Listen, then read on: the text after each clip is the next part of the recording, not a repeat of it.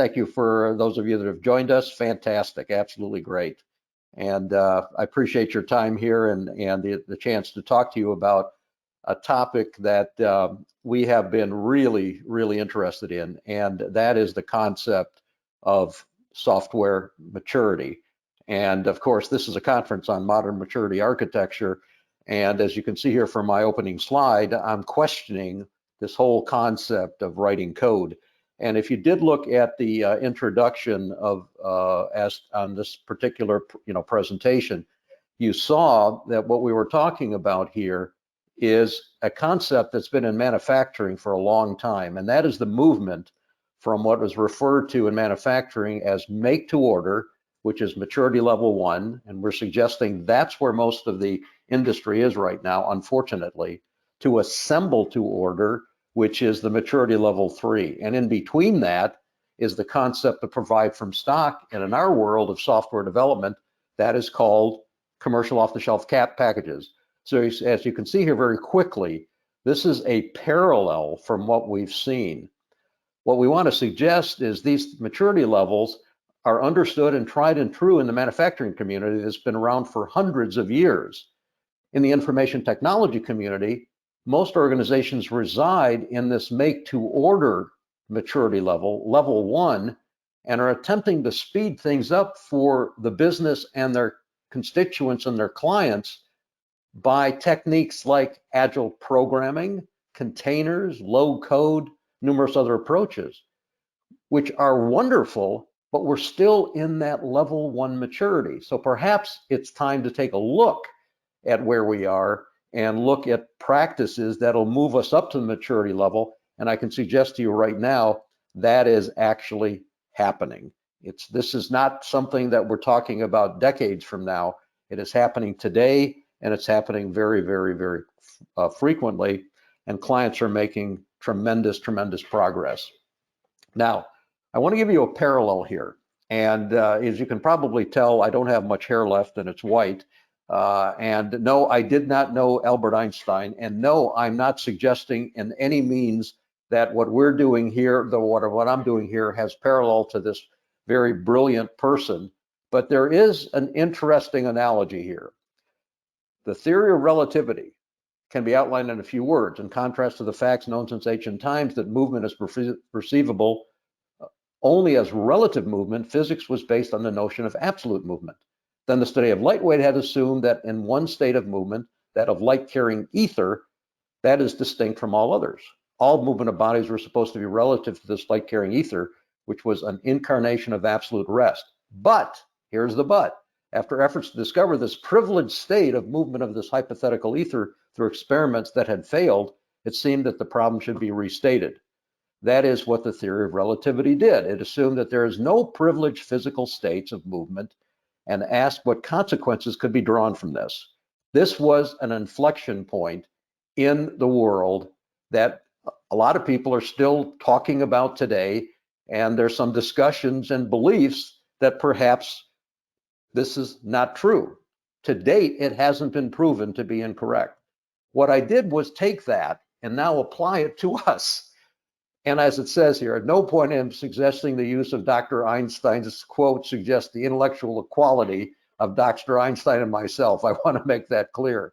But this is kind of amazing to me. Our theory can be outlined in a few words. In contrast to the facts known for decades that there is a maturity that organizations go through to achieve what? True enterprise agility and flexibility. That's what we're talking about.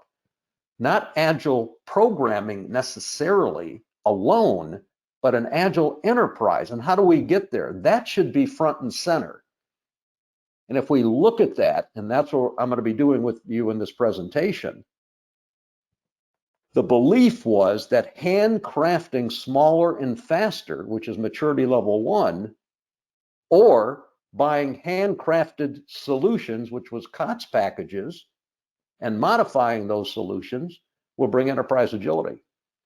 Current studies have assumed that in the information age, it's distinct from all others. We're going to suggest that all enterprise business and understanding and information systems development were supposed to be relative to continuous development. And that's what we're hearing right now. Redevelopment and enhancement, and most recently, pointing fingers at evildoers that are disrupting all means of current activities, which was an incarnation of those current beliefs. Here's the but, just like the other but that we saw. After efforts to discover the privileged state of enterprises and enterprise analysis and systems development through past decades of trials, it seems that the understanding should be restated. That's what we're suggesting here. Real enterprise agility is what we're looking for. That's what we need to look at.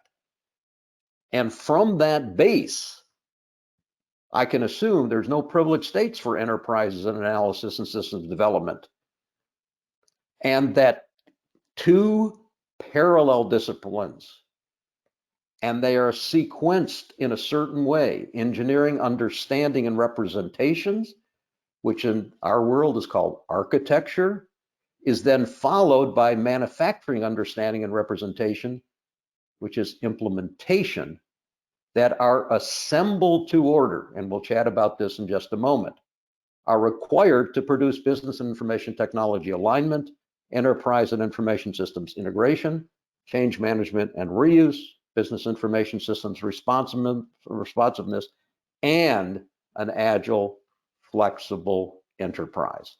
So quite simply, what we're suggesting is that the techniques that are being discussed and practiced in a lot of organizations today are trying to move the maturity level 1 into a greater area, but it's still maturity level 1 if you look outside of IT. Of course, the question is, are we ready for any of these slides coming up? The hacking that's going on should tell us that perhaps we have to look at ourselves and how we write code. Ransomware and all of these other things. This list is just a short list of what we're talking about. And what we have to do is to take a look at the root cause of this. And so we define architecture as explicitly representing an organization's desired state first. This is very important. And if somebody says to us, well, we're not ready for that, we don't have enough stuff there yet, that should be a signal to us to not start digging a hole in the ground. It should be a signal. Now, how are we going to do this? Through a set of independent, non-redundant artifacts. What does that phrase mean? Let us take a breath for a moment and figure out what the minimum set of things are that we need to describe a desired state. That is very, very, very important. Take a breath and figure out what is the minimum set of mutually exclusive and yet collectively exhaustive elements we need to understand the future state or the as-is state, rather than just constantly adding more and more and more representations on top of each other. And then defining how those artifacts relate to each other, which are the implementation, engineering, architecture, manufacturing, implementation. And from that, we'll develop a set of prioritized, aligned initiatives and capabilities, not through declaration or belief, but through the architecture driving traceably and transparently what initiatives and capabilities are needed to support the business drivers. And the most important thing I want to talk to you about in this presentation is the concept of communication to stakeholders, what we refer to as human consumable representations, to advance the organization to its desired state. Because what the organization is looking for is increased market share, delighted customers, improved quality, improved operating margins, competitive advantages, lean business, no waste, happy staff. And with all due respect, and I know that sometimes sounds phony, but I do mean it, this is not going to get us there. This may get us there for an end state for IT, but not for the business. They frankly don't care about this. And this is what we have to recognize. We are the people serving customers, not users. That term itself is detrimental. With a bit of humor, I hope, let's recognize there's only two, quote, professions, unquote, that use the term users to talk about the people that pay the bills. One is the illicit drug trade, and the other is IT. And the parallels, unfortunately, are very scary. We get them hooked and we charge them more for less product. They are customers or clients. We have to remember that. That term is actually a mindset. That U word is a mindset we have to get rid of. So what we have to do is to understand the direction. And the thing we have to recognize is where we are. When we look in the mirror, we have to recognize where we are. And we are in what we call maturity level 1. And we'll discuss the other maturity levels in just a moment. To get to these desired states, we need to move to what we refer to as maturity level 3. The techniques behind this are tried and true in the world outside of IT, and, as you'll see in a moment, in your daily lives and my daily lives. So it is momentum, it is maturity that is causing this. So how do we get there? Well, I'm going to give you the punchline first before we move forward. How do we get there? The business, the enterprise needs a salad bar. What? This is the analogy that our clients have told us is their favorite, so that's why I'm using it. The enterprise needs a salad bar. This is assemble to order. This is assemble to order. Think about the salad bar. You walk up to the salad bar and you take out of the salad bar elements that you need to fulfill what you want to have done. You don't have pre-made salads. And you don't start off with seeds. You don't plant the seeds and then wait a few months for those seeds to mature into tomatoes, then cut up the tomatoes, et cetera, et cetera. Somebody's doing that already. And we'll talk about how the industry is changing. I didn't say is going to change, but is changing right now to address this. So think about 16 elements on a salad bar and how many different salads can be made. That's the implementation. We're separating architecture for implementation. We're separating those, very, very important. And there's different architects. And we've defined 12 architects in an enterprise, and enterprise architecture is one. And there's a presentation that if you want to look at it as to the other ones and how we put all these things together. But this is what we want you to think about. This is maturity level 3, assemble to order. Don't like the salad bar analogy? What do you think is happening in a restaurant, hopefully? What's happening in a restaurant is that behind the scenes in the kitchen, the chef is assembling to order. He's implementing things using those elements. Don't like that analogy? Walk into a grocery store. What do you see there? Assemble to order. Let's walk into the dairy section for a moment. You see yogurts, and you see 2 classifications of yogurt, Greek yogurt, non-Greek yogurt. Let's go into the Greek yogurt area. You have 5% fat, 2% fat, 1% fat, no percent fat. We'll look at the 5% fat, and there you have cherry flavored, peach flavored, orange flavored, and you can take that out and assemble it to order. Now, we have to recognize the differences between implementation and architecture. Picture a jar of spaghetti for a moment, a jar of spaghetti sauce, excuse me, jar of spaghetti sauce. One hopes there's at least one tomato in there. What we have to recognize is that tomato sauce wasn't made to be extracted back into tomatoes. It doesn't matter how much your boss yells at you. It wasn't made to be taken up out. It's an implementation. And of course, that's what we've been concentrating on. So what is the end state objective? It's not this, it's this. It's a chocolate cake, or this cake, or this cake, or this cake, or forget cakes, maybe it's potato chips. That's what the business is looking at.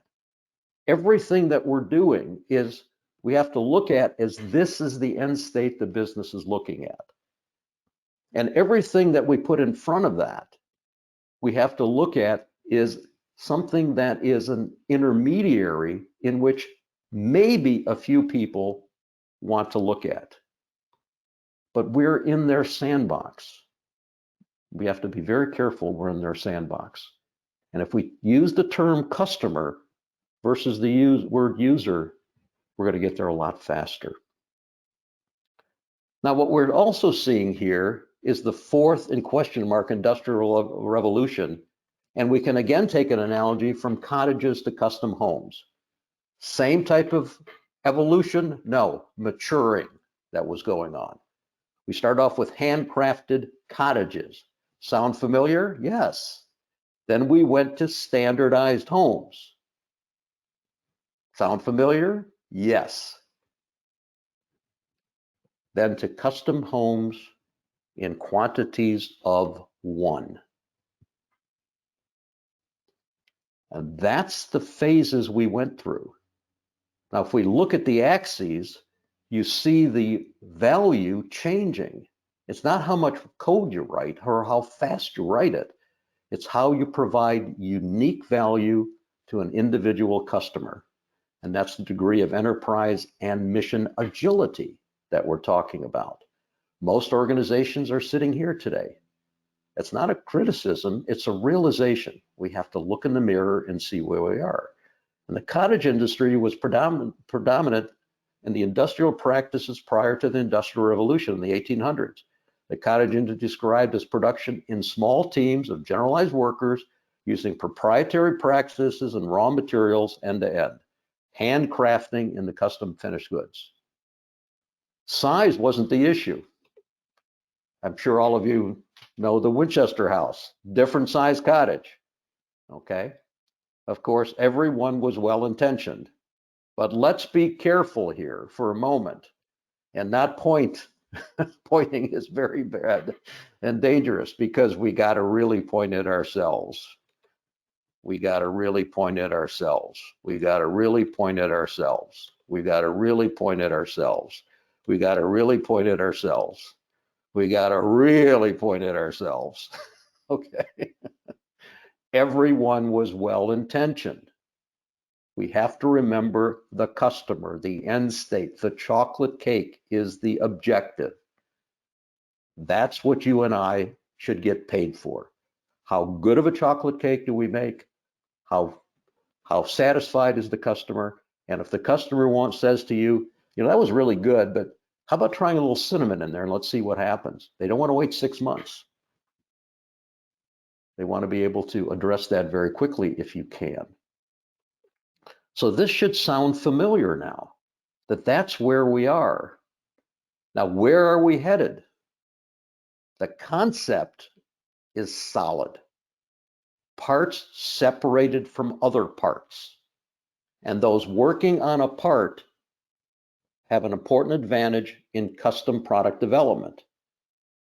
The production of that part doesn't burden anything else. This is what we need to talk about. It's not flowing. It's not moving in a certain direction. There are elements that we assemble. That's what makes this work in the physical world.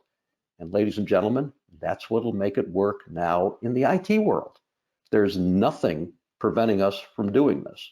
This is assemble to order in quantities of one, mass customization in quantities of one. It is the salad bar concept for us. And we'll show you how that translates in just a moment. But we do have to say once again, we have to recognize where we are. We largely still produce IT systems using cottage industry practices and expect agile enterprises that are free from hacking. A question for you to contemplate. If you have more code today than you had yesterday, are you better off or worse off? I know what my answer is. Think about it for a moment. So as we look at it, we have to recognize that because we're there, this is the approach we're taking. And there will be companies that will continue to do that. And there will be people to continue to do that. Until some of us go to jail because the code we're producing is actually injuring people. Why do I say that? Take a look at other industries, the medical community, the pharmaceutical community, the financial community. Until there is a penalty for bad stuff, it just keeps going. And if any of you, and I know what I see every day on my phone, well, 11 updates, 12 updates, let's start calling them what they are, mistakes. Not bugs, not errors, not updates, they're mistakes. Again, let's look in the mirror. How do we move to an agile enterprise through an agile solution development process? How does this translate into IT? We have legacy applications. I don't care how they're written or why they were written or what age there are or things like that. What we have to recognize is fundamentally we call ourselves IT. What are we doing? Two things. Processing data. What do we used to be called in the olden days? Data processing. Well, let's begin with this by taking those and taking out of there a data and process and putting them into what we refer to as an architected ontological distribution center. Salad bars. Why is it an ontology? Because ontologies are mutually exclusive and collectively exhaustive. Remember the salad bar I showed you. One element in one place. We can do that on the data side, and we can do that on the process side. And that's what we're pulling out. And from that, we will start building solutions. And by the way, this is how we get out of the legacy in the clients that we've been working with. We're separating the legacy from the new. If you don't separate the legacy from the new through some kind of intermediate activity, you'll always be pointing back to the legacy. You'll never get out of it. These concepts are really not complicated, and that will give us an architected agile solution to provide flexibility to the enterprise. And over time, the legacy will disappear and start feeding this. And we'll have these, quote, salad bars, these distribution centers, to be able to make all of this happen. And this will provide us with the solutions that we have. But when I say but, we have to recognize that this will also require business optimization and organizational optimization. When I use the word optimization, there's lots of different words that I can use. What we have to recognize is that the business activities should be optimized before, of course, they're mechanized. The organization needs to be optimized before they're implemented. And because of all these ties together, and yeah, this is kind of messy because what we find out is that everything is affecting everything else. And an open loop system produces defects, and a closed loop system is the only thing that produces quality. And if there's another way, I'd love to see it. And this is what we'll come up with: a quality, architected, agile enterprise. That's what you and I should be pushing for. So the pathway to agile enterprise is a pathway to change. So let me just take a time out for a moment here and talk about change. Because what we see here is where we are, and recognize that we're not the first ones to have to deal with change. If you study change, you'll find out there are three ways to change a physical object. And I'm going to take that analogy and then, of course, try to do that in our world of enterprises and enterprise IT. And the first way to change things is go for it and see what happens. And we all do that. We all know there's a risk and reward there, and we're careful to recognize when that may happen. But go for it as an approach. High risk, low reliability, change by trial and error. By the way, here's the scary part. If you don't have a baseline for addressing and managing change, this is what you have. And unfortunately, running code is what most of us have, and possibly a few representations or pictures of that. What's change approach number 2? Throw it away and start all over again. What is that called in business? Sometimes it's called bankruptcy. Throw it away and start all over again. that scrap it. Its useful life is exhausted, or don't change it. And you hear this all the time. Everything has its useful life, or don't change it. And we sometimes use phrases like program encapsulation because Fred wrote that, that code, 20 years ago, and Fred's no longer here with us. So don't touch that code. And I'm smiling because I recognize this. I'm one of you. I recognize what's going on. But sometimes I have to laugh because I have to shake my head and say, my goodness. How do you change something? Reverse engineer and change it. Please notice I had to put the reverse in quotes because you can't reverse engineer something that wasn't engineered in the first place. We cannot take data sludge and turn it into a data swamp and then turn it into a data lake and then turn it into data and then turn it into information. Get over it. It just wasn't engineered for that. You've got the jar of spaghetti sauce. The tomato is in there. It wasn't engineered to be taken out. Why would we think that software doesn't have that same characteristic? Coming back to the famous phrase, from Dr. Einstein. What is that privileged state that we think is there? Reverse engineer and change it. And the way we address this is recreate or find the drawings, change the drawings, and then change the physical object. It's very simple. That's the closed loop that I was referring to before. How do you change a building? How do you change an airplane? How do you change a PC? Well, it's the company's PC. We go for it and see what happens. If it's our own PC, it's a whole different story, of course. We're very careful because we know it was engineered. How do you change a system? I'm going to suggest to you that most organizations only have go for it and see what happens. And you know what? The hackers know that. Please remember that the hackers only have to find one hole. We have to make sure there aren't any. And I will not accept there's no such thing as code that has no errors. There is now because we have no baseline. But with assemble to order, it's possible, not only possible, but it's happening. And of course, how do we change the enterprise? How do you help the business run better? That's the job of an architect. Now, if we move forward in this maturing analogy and look at manufacturing, they haven't been sitting still either. They have been looking how they speed up change. Isn't that what we want to do? And I can assure you they are not any longer in maturity level 1. And it turns out if we move outside of the IT literature into the manufacturing literature for just a moment, we see what's referred to as the general manufacturing maturity phases. As you can see here, I didn't make any of this stuff up. I just went and dug for it because I believed, as I said in my beginning slides, that there is a parallel here with what we're doing in IT and enterprises.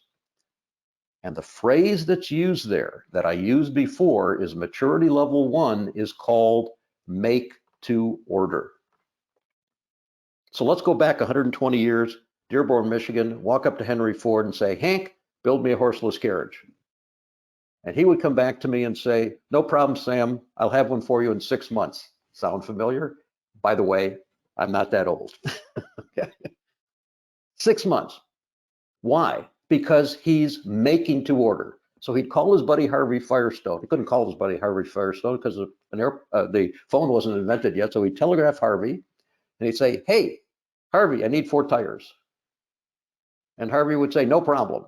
Now, again, you know I'm exaggerating. So Harvey would go in his backyard, plant a bunch of rubber tree seeds, wait for the rubber trees, the seeds to grow into trees, chop down the trees, take the trees, melt them down or burn them to take the rubber out of it, put the rubber into molds, send those molds, the tires off to Henry Ford. Make to order. Make to order. Long lead times, high cost, generally low reliability. Maturity level 2, provide from stock. Coming back to Henry Ford's famous phrase, you can have any color of car that you want as long as it's black, and 4 doors, by the way.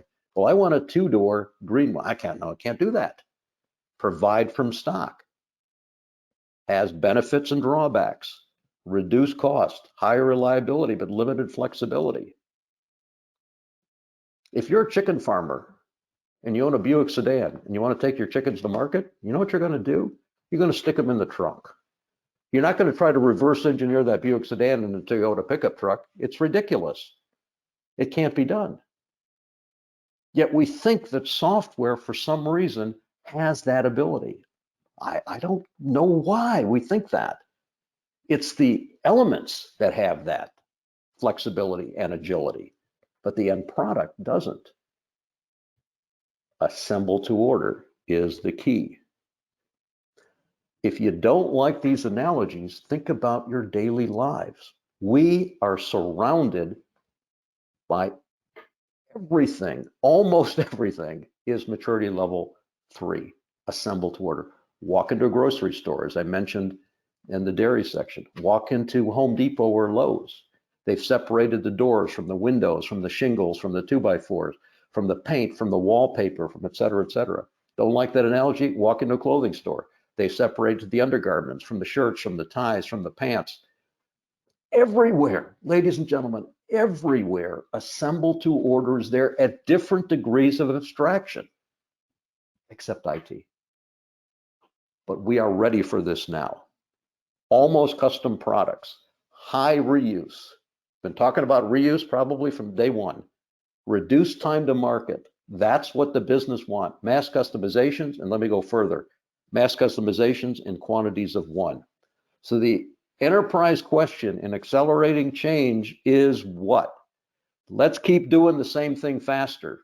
Well, that's got some benefits. Bang your head against the wall can burn up 150 calories. And they said stress doesn't burn calories. And what we have to recognize is that the industries went through that. This was assemble to order version 1.0. This was assemble to order version 2.0. This is assemble to order version 3.0.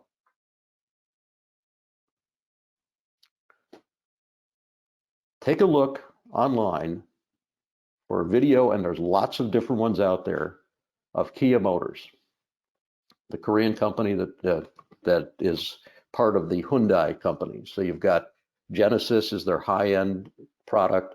They have the Hyundai, and the Kia is the, I hate to use the phrase lower end, but it's lower end product with a 100,000-mile warranty. And if you look at the video on how they do this, you can see why they can do a 100,000-mile warranty. It's assemble to order. The enterprise needs a salad bar, and here it is. So how do we do this? How do we do this? Well, maybe we should look at practices from the past. First electric car, 1905. You know what the problem was in 1905 with electric cars? Batteries. You know what the problem is in 2022? Or the opportunity, if you like that term? Batteries. How about this new concept of selfies? Well, guess what? 1920, that was the way you took selfies, 1920. How about cloud computing? Oh, Sam, now you're getting too close to home here. Let me define it for you. Running your stuff on somebody else's computer, also known in the good old days when I was programming as time sharing. This is the 7th iteration of time sharing. This is not to say cloud computing is good or bad. I didn't say that. But I want you to recognize that a lot of the stuff we're doing now has been done before. And what I would do is ask the question, why did we stop? I am for an agile enterprise, and I don't see how handcrafting solutions or running your stuff on somebody else's computer will get you an agile enterprise. I do think, yes, that all of this stuff has exacerbated, in some degree facilitated, the cyber chaos that's out there. Because again, it's mathematics. The more code and modules, the more the hackers can have a good time. They only have to find one hole. We have to make sure there aren't any. Recognize where you are in solutioning right now.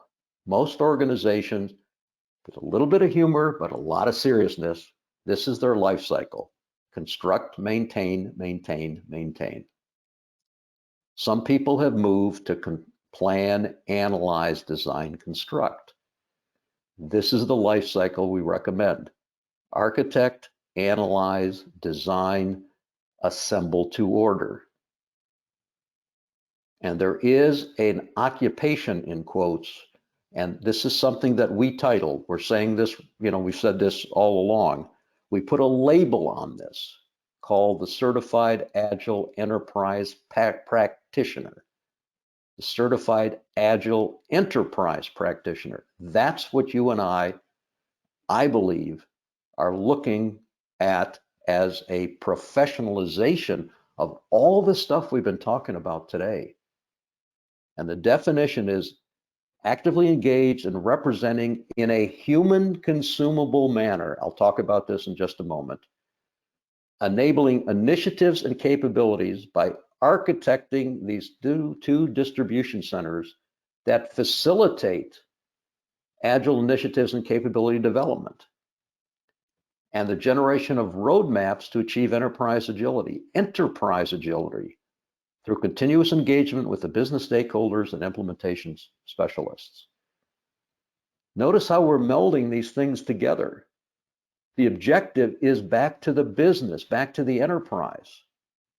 And there's 6 sets of integrated skills: real enterprise architecture, real business architecture, practice business enabling process model, practice business enabling data models to bring to fruition those 2 distribution centers. And driving this is event modeling. Events are what the enterprise actually reacts to and needs to react to and understand. Events drive processes. Events drive processes.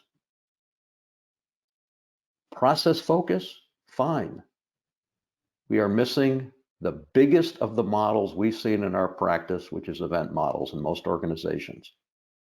By far the biggest model. And finally, yeah, this one's tough. Soft skills. Human communication. Recognizing the strengths and limitations of human beings, which are your customers, your stakeholders. The 7 ± 2 rule, the 90-second rule. These are human considerations. Doesn't matter what the tools can do, unfortunately. It's what the human being can understand and comprehend. Integrated meaning not interfaced or a collection of skills. An encyclopedia is very different than a recipe. We need recipes. A knowledge base is fine. That's the encyclopedia. But if you want to make a chocolate cake, you've got to have a recipe and the ability to modify that. Each skill works off of is traceable and transparent to the other skills. There's nothing in this chart that should be a mystery to any of us today. It's just putting it all together. It's putting it all together, which is very different than some of the things that we hear generally, because they're concentrating on the, as I call it, the end implementation rather than the architecting of things that we need to enable business strategy. Each skill works off of and is traceable and transparent to the other skills. Practice meaning just that. And I'm going to hit you over the head here a little bit, unfortunately. Not based on multiple choice exam certification that has no end date. Think about going to a surgeon and the surgeon says to you, yeah, I passed an exam. It was 1984. No problem. Well, have you updated that? Oh, no, I don't have to. I've got an infinite certification. It's good forever. You took an exam forever and that's your cert. Would you do that? No. Why would we think that same thing here? I'm appealing to your logic, I hope, to recognize this is a maturing activity, not a scolding, but a maturing activity. Demonstrated practice at a minimum in a classroom environment, that's the objective. And then you can move up these definitions that we put together to, over time, build this situation. Modern software architectures is what we're talking about here. To me, even more important, modern software enablement of the business strategy. So if you're an enterprise, you're going to begin this by doing what we refer to as a demonstration project. We call it version 0.1. We tell everybody we're going to demonstrate this. We're not going from 0 to infinity overnight here by any means. We recognize there is going to be some time for us to, to move forward on this. Nothing happens in a moment. Now, you have to stay the course. There's going to be an incredible number of diversions, and there are every day. I've been at this since 1972. And every time there's a new diagram or a new phrase or a new something or another or a new silver bullet or a new shiny object, all of this moves away for a period of time. And after a while, comes back to it. Stay on the right path, even if you have to walk alone. Because the path on here that a lot of people go down is referred to as confirmation bias. Confirmation bias. It's a very, very common thing when you study human behavior. All I have to say to you, not being political, but giving you two phrases, you know exactly what people are thinking. Fox News, CNN. What do? You confirm the bias that's there. The path to enterprise agility may be moving off of that path for just a moment. That's the path on the left, as we say here on this particular diagram. So sometimes we have to rethink, just for a moment, what we're doing. And we do have to go back and look at things a little bit here. Just remember some of these very famous phrases. You can't just sail west, you'll fall off the edge of the world, and there'll be monsters out there. Then came Columbus. You just can't fly. If God meant for us to fly, we'd all have wings. And then came hot air balloons. You can't do powered flight, impossible. Then came Kitty Hawk and the Wright brothers. You can't put an object in space, and if you did, it'd be totally pointless. Then came Sputnik. You can't put a man on the moon, they would die. Then came Yuri Gagarin. You can't put a man on the moon, then came Alan Shepard. There's two patterns here. There's two patterns we should recognize. First, you hear the following. We are always told we can't do X, and even if we could, there'd be no value. I'm a space nut, space junkie. And what Elon Musk and SpaceX has done by re-landing those first stages of those rockets was something that was thought about decades ago.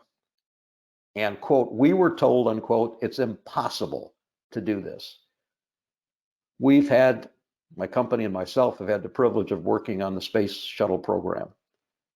And that was the closest we could think about on reusability, landing a brick. Boy, has SpaceX showed us something different. Rethinking from beginning, and there's a lot more to it than that, of course. And the second thing is, this one is kind of interesting or funny, however you'd like to call it. The reasonable man adapts himself to the world. The unreasonable one persists in trying to adapt the world to himself. Therefore, all progress depends on an unreasonable man. A quote from George Bernard Shaw. But perhaps it's not so unreasonable but it does seem to be a little, quote, different. And that difference can scare people. We recognize that.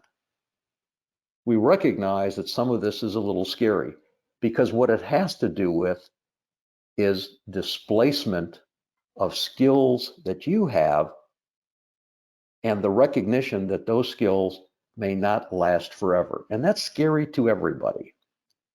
And in the world that we're in right now, the technology professionals, like all of us that are online, are experiencing this possible displacement for the first time. Those people in the industrial age, as we're going through the internet age and now going into the information age, the people in the industrial age have felt that, just like the French peasants felt that in the mercantile age as they were coming out of the agrarian age. So this displacement of skills is something that we in the technology community are experiencing for the first time. And that's scary because wherever we were in this particular universe that we're in, somebody says to us, perhaps those skills aren't as important anymore. And that's scary. And it takes some internal intestinal fortitude, as the phrase goes, to recognize that, and the organization to recognize that. So in closing, I have some final thoughts to you from a very famous individual. And that individual is Indira Gandhi. Now, I have embellished that quote a bit. My apologies to, as I did before, to Dr. Einstein, and my apologies to Gandhi here also, because I've taken a quote here and slightly embellished it. As we leave, and whether it's this session or tomorrow morning, get up and do something else, you'll find there are 4 types of people in the world. Those that do the work, those that talk about doing the work, those that claim they've done the work, possibly hundreds of times, of course, and of course, those that take the credit. We suggest you try to be in the first group. There's just less competition. Please join us in this first group and think about this concept of the enterprise practitioner that is trying to bring agility to the enterprise. Yes, possibly through using technology, but also possibly by helping the business run better without technology. And perhaps that's really one of the keys. So I want to thank you for spending some time with me on this topic that I do have some passion about. And if you are interested, I would be more than happy to speak to any of you. There's a link there to my calendar. And if you want to talk, I'd be more than happy to. No obligation. I know that sounds, kind of trite, but we'd like to talk to anybody about this topic because what we want to do is to move the profession forward. I want you and I to earn a seat at the table, not just have a seat at the table or wish we did. And the way we're going to do that, is providing an environment where the enterprise thrives. And the way we're going to show them this is through the concept of human communication, and recognize that business people, most stakeholders don't want to be in the kitchen with us, helping us make dinner or helping us make dessert.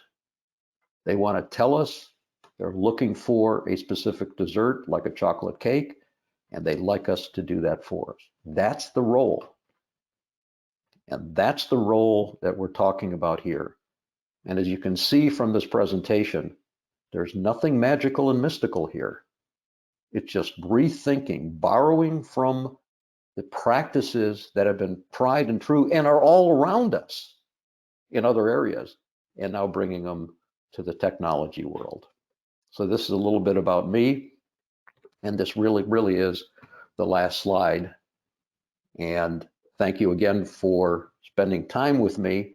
I think we have just a few minutes. If there are any questions, I'd be more than happy to answer them. If not, I will turn it back. And again, thank the people that put this together for inviting me. And we hope to hear from you. Okay. Roman. Samuel, great job. You know, if you could put up that slide, I think it's 147 on your list there of things to do to learn, that would be helpful. What I was going to do was, no, just 147, the resources slide. Oh. Sure, I'm sorry. Thanks.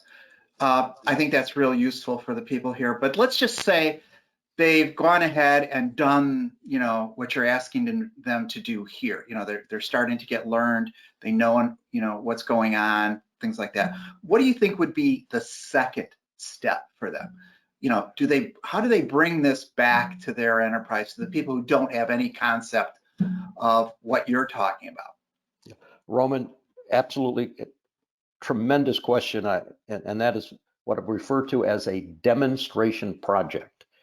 Okay. A demonstration project is taking this concept and bringing it into your context in your enterprise. We suggest to people it's less than a 2 elapsed week effort to put this together and show people, not try to sell this, but show them what this is. And then it's sort of like, if anybody remembers going to a mall, I'm just joking a little bit about the situations we're in, used to walk up to Mrs. Fields Cookies, and what always was out there? There was somebody standing in front of the store with a little sample of what this was to get people to recognize, not, and that person wasn't talking about all the ingredients and all the ways that things were built and everything else. They said, why don't you try this? That's what we're talking about here. Showing them what this brings to their business, their enterprise. We call it a demonstration project.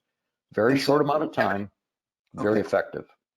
Yeah, and do you have any suggestions maybe for particular industries, what works well as a demonstration product? What we found, Roman, is that we look for, I'm not sounding religious here at all, but I use this phrase, we look for a friendly that we think we can convert. Okay. Now, convert means an ally. And so there's an area in the organization, and they have a need. They're a little experimental. They know that they will be embraced by us with these techniques because we're going to help them. We're going to spend some time with them. And that area is the one that we try these things out for, and they become our ally, we hope. And never do we think about taking on the whole business, the whole enterprise at once. We know that's not going to work. Okay. And then what do? We ask that convert to go get us another convert. All right. Always a good idea. Build on your successes. And I guess my last question, and I can ask this because I have the same color hair you do, and lack of it, is that a picture of you in the background as a younger person? You know, it's you're talking about the Jetsons, right? No, the one below it. I know which one. People look at that. I had to do that. Yeah, I mean, you put Albert Einstein in there. I look at that. Part of your talk. Yeah. You knew it was coming from some other boomer was going to do this to you. So, all right. Thank you so much.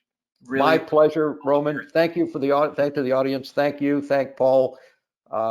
And for the rest of the time here, please enjoy. This is a great forum. Thank you. All right. Thank you.